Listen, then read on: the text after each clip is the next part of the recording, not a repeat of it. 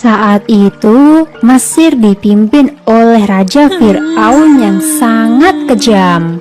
Fir'aun tidak mau jika suatu hari nanti ada orang yang merebut tahtanya. Maka, ia memerintahkan agar semua bayi laki-laki dibunuh. Perintah Fir'aun itu membuat Yukabat merasa takut karena ia telah melahirkan seorang anak laki-laki. Atas petunjuk dari Allah, Yukabat meletakkan bayinya di sebuah keranjang dan menghanyutkannya di sungai Nil.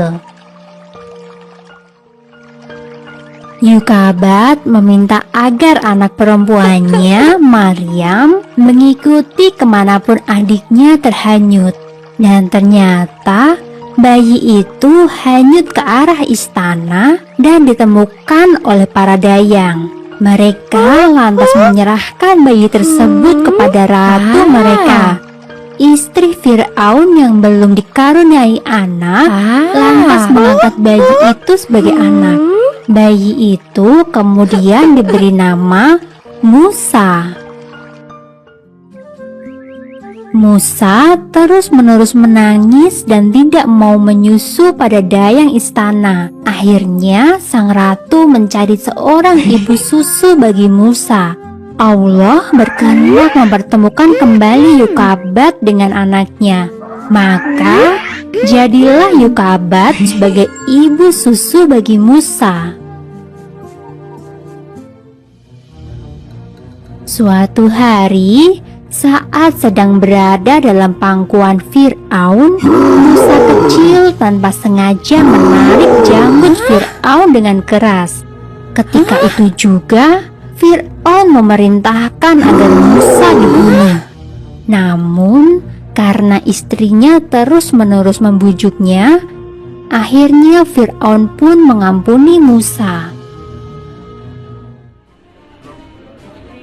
Musa dibesarkan dan dididik layaknya putra raja. Namun ketika ia dewasa, ia mulai sadar siapa dirinya. Ia bukanlah anak sang raja, melainkan anak seorang Bani Israel, kaum yang selalu ditindas oleh Fir'aun. Suatu hari, Musa melihat perkelahian antara seorang pemuda Bani Israel dengan pemuda dari suku Hiti atau suku Mesir. Saat hendak melerai, tanpa sengaja Musa memukul pemuda kaum Hiti itu hingga tewas. Karena kesalahannya itu, Musa diancam dengan hukuman mati.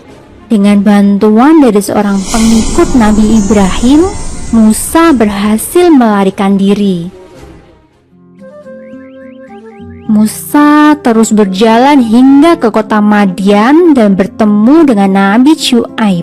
Dalam riwayat lain, Musa bertemu dengan anak saudara Nabi Syuaib. Kemudian Musa bekerja pada Nabi Syuaib. Tak lama kemudian, Musa menikah dengan Syafura, anak perempuan Nabi Syuaib. Setelah 10 tahun lamanya, Musa berkeinginan untuk pulang ke Mesir. Maka ia pun mengajak istri dan kedua anaknya yang masih kecil. Saat malam tiba, Musa memutuskan untuk beristirahat dan membuat sebuah tenda di padang pasir. Musa kemudian pergi untuk mencari api hingga sampailah ia di Gunung Tur. Di sana, Musa melihat api tampak menyala di sebatang pohon berwarna hijau. Saat itulah sebuah suara terdengar. Itu adalah suara Allah.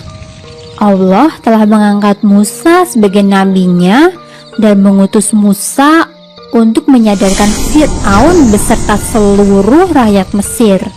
Dari peristiwa itu, Nabi Musa dijuluki Halimullah, yang berarti Nabi yang diajak bicara oleh Allah.